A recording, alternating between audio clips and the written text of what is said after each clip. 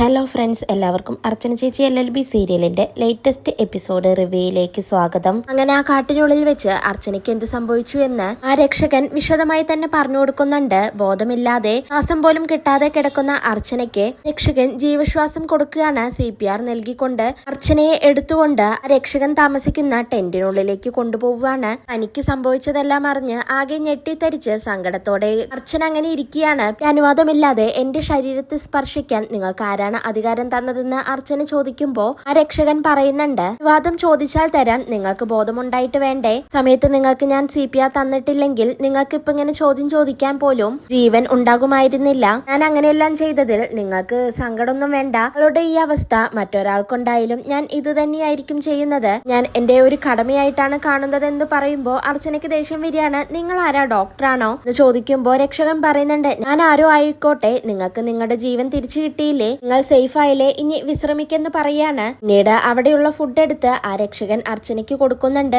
ഞാൻ എന്റെ ഇഷ്ടത്തിന് വാങ്ങിയതാണ്, നിങ്ങൾക്ക് നല്ല വിശപ്പുണ്ടാകും, ഇത് കഴിച്ചോ എന്ന് പറയുമ്പോ അർച്ചന പറയുന്നുണ്ട്, എനിക്ക് വേണ്ട അതൊന്നും. നിങ്ങൾ ഇതിൽ എന്തെങ്കിലും മയക്കുമരുന്ന് ചേർത്തിട്ടുണ്ടോ ഇല്ലയോ എന്ന് ഞാൻ എങ്ങനെ അറിയുമെന്ന് ചോദിക്കുകയാണ്. രക്ഷകൻ അപ്പോ പറയുന്നുണ്ട്, ബോധം തിരിച്ചു കിട്ടിയപ്പോഴാണോ നിങ്ങൾക്ക് ചോദ്യങ്ങൾ ചോദിക്കാൻ സമയം വെക്കുമ്പോ താനെ എടുത്ത് കഴിച്ചോളുമെന്ന് പറഞ്ഞ് ആ രക്ഷകൻ ഫുഡ് കൊണ്ടുപോയി അവിടെ തന്നെ വെക്കുകയാണ്. പിന്നീട് രക്ഷകൻ അവിടെയുള്ള സിഗരറ്റ് എടുത്ത് വലിക്കുന്നുണ്ട്. ഇത് കണ്ട് അർച്ചനയ്ക്ക് ഒട്ടും ഇഷ്ടാവുന്നില്ല. നിങ്ങൾ ഈ സിഗരറ്റ് വലിക്കുന്നത് എനിക്ക് പറ്റുന്നില്ല, അതിന്റെ സ്മെല്ലൊന്നും എനിക്ക് തീരെ ഇഷ്ടാവുന്നില്ല. നിങ്ങൾ വലിക്കുന്നത് കാരണം മറ്റുള്ളവർക്കും കൂടി അത് ആരോഗ്യ പ്രശ്നമുണ്ടാക്കും. ഇങ്ങനെ ചെയ്യുന്നത് കൊണ്ട് എന്റെ ലങ്സിനാണ് പ്രശ്നമുണ്ടാവുന്നത്. ഈ പുക ശ്വസിക്കുന്നത് എന്റെ ആരോഗ്യത്തെ ബാധിക്കുമെന്നൊക്കെ അർച്ചന പറയാണ്. ഇതെല്ലാം കേട്ട് രക്ഷകൻ ആ സിഗരറ്റ് വലിച്ചെറിയുന്നുണ്ട്. ഞാൻ കാരണം മറ്റൊരാൾ ബുദ്ധിമുട്ടരുത്, എനിക്ക് അത്രയുള്ളൂ എന്ന് പറഞ്ഞ് ആ രക്ഷകൻ സിഗരറ്റ് വലിച്ചെറിയാണ്. രക്ഷകൻ എന്നിട്ട് പറയുന്നുണ്ട്, ഭവതി പോയി ഭക്ഷണം കഴിച്ച് കിടന്നോളൂ എന്ന് പറയുമ്പോ അർച്ചന പറയുന്നുണ്ട്, ഞാനിവിടെ കിടക്കാനല്ല നിൽക്കുന്നത്, എനിക്ക് പോവണമെന്ന് പറഞ്ഞ് ബാഗ് എടുത്തുകൊണ്ട് അർച്ചന പോവുകയാണ്.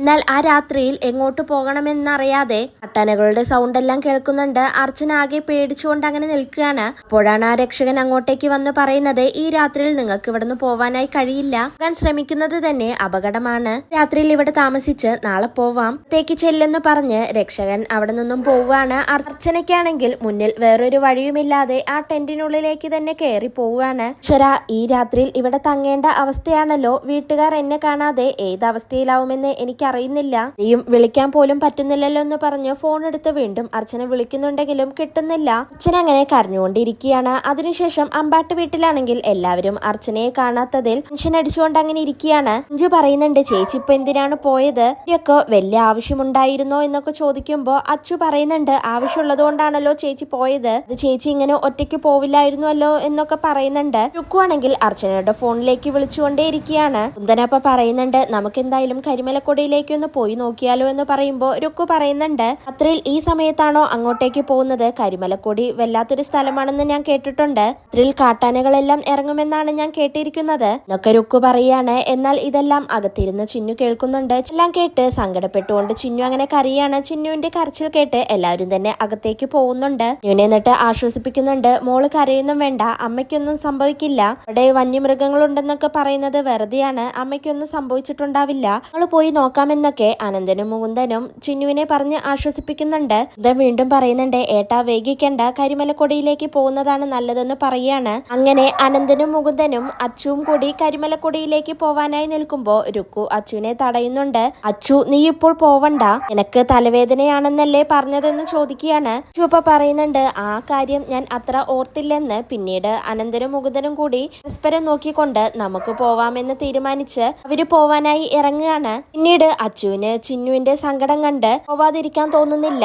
അനന്തനും മുകുന്ദനും കൂടി പോവാനായി നിൽക്കുമ്പോ അച്ചു അങ്ങോട്ടേക്ക് വന്ന് പറയുന്നുണ്ട്, ഏട്ടന്മാരെ ഞാനും വരുന്നുണ്ട്, ചേച്ചിയെ കാണാതെ ഇവിടെ ഇരുന്നാൽ എനിക്കൊരു സമാധാനവും കിട്ടില്ല, ഞാനും നിങ്ങളുടെ കൂടെ വരികയാണെന്ന് പറയുമ്പോ രുക്കുവിന് ദേഷ്യം വരികയാണ്. രുക്കു എന്നിട്ട് പറയുന്നുണ്ട്, അച്ചു നീ ഈ രാത്രിയിൽ പോവണ്ട എന്നൊക്കെ രുക്കു പറയുമ്പോ അച്ചു പറയുന്നുണ്ട്, നീ ഇനി ഒന്നും പറയണ്ട, ചേച്ചിയെ കണ്ടെത്താനാവാതെ ഈ വീട്ടിനുള്ളിൽ ഇരുന്നാൽ എനിക്കൊരു സ്വസ്ഥതയും ഉണ്ടാവില്ലെന്ന് പറഞ്ഞ് ഏട്ടന്മാരെയും വിളിച്ചുകൊണ്ട് അച്ചു കരിമലക്കൊടിയിലേക്ക് പോവുകയാണ്. അച്ഛനെയാണെങ്കിൽ ഞാൻ എങ്ങനെ ഇവിടെ നേരം വെളുപ്പിക്കുമെന്ന് ആലോചിച്ചുകൊണ്ടിരിക്കുകയാണ്. അപ്പോഴാണ് അങ്ങോട്ടേക്ക് രക്ഷകൻ മദ്യപിച്ചുകൊണ്ട് പാട്ടും പാടി വരുന്നത്. പെട്ടെന്ന് തന്നെ അർച്ചന പുറത്തേക്ക് പോകുന്നുണ്ട്. അയാളുടെ പാട്ട് കേട്ട് അർച്ചന ചോദിക്കുന്നുണ്ട്, നിങ്ങൾ കവിതയെല്ലാം ചൊല്ലുവോ, നിങ്ങൾ കവിത എഴുതുവോ, നിങ്ങളൊരു കവിയാണോ എന്നൊക്കെ ചോദിക്കുകയാണ്. രക്ഷകൻ അപ്പൊ പറയുന്നുണ്ട്, ഈ കവിത ചൊല്ലുന്നവരൊക്കെ കവി ഭാവിയാവോ? എനിക്ക് പാടാൻ തോന്നിയാൽ ഞാൻ അപ്പ പാടുമെന്ന് പറയാണ് അർച്ചന. അപ്പൊ വീണ്ടും ചോദിക്കുന്നുണ്ട്, നിങ്ങൾ ഇവിടെ സ്ഥിരമായി താമസിക്കുന്ന ആളാണോ എന്ന് ചോദിക്കുമ്പോ ആ രക്ഷകൻ പറയുന്നുണ്ട്, എനിക്ക് സ്ഥിരമായി ഒരു സ്ഥലവുമില്ല,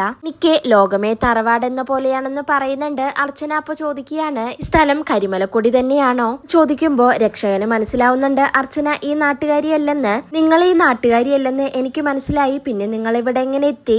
ഞാനിഞ്ഞൊരു അപരിചിതനായതുകൊണ്ട് എന്നോട് പറയാൻ മടിയുണ്ടെങ്കിൽ നിങ്ങൾ എന്നോടൊന്നും പറയണ്ട എന്നൊക്കെ രക്ഷകൻ പറയുമ്പോ അർച്ചന ചോദിക്കുന്നുണ്ട്, നിങ്ങൾ ആരാണെന്ന് എന്താണ് എന്നോട് പറയാത്തത്? രാത്രിയിൽ ഇതിനുള്ളിൽ ഞാൻ എങ്ങനെ വിശ്വസിച്ച് ഉറങ്ങും എന്നൊക്കെ അർച്ചന ചോദിക്കുമ്പോ രക്ഷകൻ പറയുന്നുണ്ട്, അതിനുള്ളിലേക്ക് രാത്രിയിൽ ഞാൻ വരില്ല. നിങ്ങൾക്ക് സിഗരറ്റിന്റെയും മദ്യത്തിന്റെയും സ്മെല്ലൊന്നും ഇഷ്ടമല്ലെന്നല്ലേ പറഞ്ഞത്? അതുകൊണ്ട് ഞാൻ നിങ്ങളെ ബുദ്ധിമുട്ടിക്കാൻ അങ്ങോട്ടേക്ക് വരില്ലെന്ന് പറയുന്നുണ്ട്. അർച്ചനയാണെങ്കിൽ അകത്തേക്ക് പോകുന്നുണ്ട്. ആകെ പേടിച്ചുകൊണ്ട് പ്രാർത്ഥിച്ചെല്ലാമാണ് അർച്ചന അങ്ങനെ ഇരിക്കുന്നത്. രക്ഷകനാണെങ്കിൽ മദ്യപിച്ചുകൊണ്ടേയിരിക്കുകയാണ്. വീട്ടിലെത്തിയ ശേഷം വിജയ് ശങ്കർ ആണെങ്കിൽ ജോസിനെയും ടീമിനെയും വിളിച്ചുകൊണ്ടിരിക്കുന്നുണ്ടെങ്കിലും വിളിച്ചു കിട്ടുന്നില്ല. അപ്പോഴാണ് അങ്ങോട്ടേക്ക് ചന്ദ്ര വരുന്നത്. അർച്ചനയെ കുറിച്ച് വല്ല ന്യൂസും കിട്ടിയോ എന്ന് ചോദിക്കുന്നുണ്ട്. വിജയ് ശങ്കർ അപ്പൊ പറയുന്നുണ്ട്, ഞാൻ എന്തിനാണ് അവളെ അന്വേഷിക്കുന്നത്, എനിക്കതിന്റെ ഒരാവശ്യവും ഇല്ലെന്ന് പറയാണ്. ചന്ദ്ര അപ്പൊ പറയുന്നുണ്ട്, നമ്മുടെ ശത്രുവിനല്ലേ കാണാതായിരിക്കുന്നത്, അതുകൊണ്ട് എന്റെയോ നിങ്ങളുടെയോ പേര് വരാൻ സാധ്യതയുണ്ട്. അതുകൊണ്ട് അർച്ചനയുടെ മിസ്സിംഗിൽ ഞാനൊരു ട്വിസ്റ്റ് ഉണ്ടാക്കാൻ പോവുകയാണ്. പറയുമ്പോ നിങ്ങൾക്ക് വിശ്വസിക്കാൻ അല്പം ബുദ്ധിമുട്ടുണ്ടാവും, പക്ഷെ വിശ്വസിക്കുന്നവർ ധാരാളം ഉണ്ടാവും. ചന്ദ്ര പറയുമ്പോ വിജയ് ശങ്കർ ചോദിക്കുന്നുണ്ട്, നീ എന്താണ് ഉദ്ദേശിക്കുന്നതെന്ന്. ചന്ദ്രപ്പ പറയാണ്, അർച്ചന കരിമലക്കുടിയിലേക്കാണ് പോയിരിക്കുന്നതെന്ന് പറഞ്ഞത് ഒരു തെറ്റായ വാർത്തയാണ്.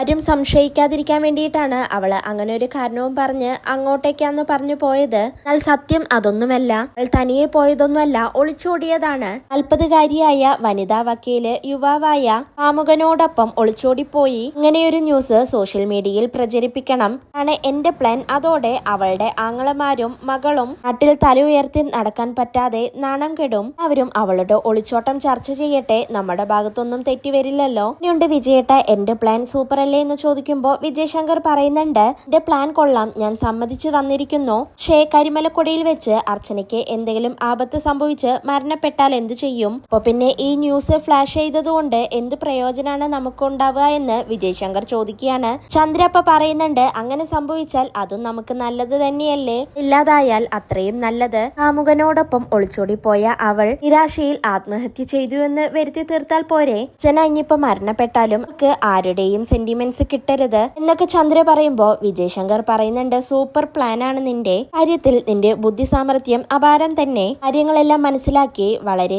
നല്ല രീതിയിൽ നീ കരുക്കൾ നീക്കിയിരിക്കുന്നു, വെൽഡൺ എന്ന് ജയശങ്കർ പറയുമ്പോ ചന്ദ്രയ്ക്ക് ആകെ സന്തോഷാവാണ്. അപ്പോഴാണ് ചന്ദ്രയുടെ ഫോണിലേക്ക് രുക്കു വിളിക്കുന്നത്. ബട്ടിൽ നിന്ന് അനന്തനും മുകുന്ദനും അച്ചുവും കൂടി കരിമലക്കുടിയിലേക്ക് പോയിരിക്കുകയാണെന്ന് രുക്കു ചന്ദ്രയോട് പറയുന്നുണ്ട്. ചന്ദ്ര അപ്പോ ആണോ, അങ്ങനെയാണോ, ഇനി പുതിയ എന്തെങ്കിലും വിശേഷങ്ങളുണ്ടെങ്കിൽ നീ അപ്പൊ തന്നെ എന്നെ വിളിക്കുമെന്ന് പറഞ്ഞ് ചന്ദ്ര ഫോണ് കട്ട് ചെയ്യുന്നുണ്ട്. അത് കേൾക്കുന്ന വിജയ് ശങ്കർ ആകെ ഷോക്കാവുകയാണ്. ഇതോടെയാണ് ഇന്നത്തെ എപ്പിസോഡ് അവസാനിക്കുന്നത്.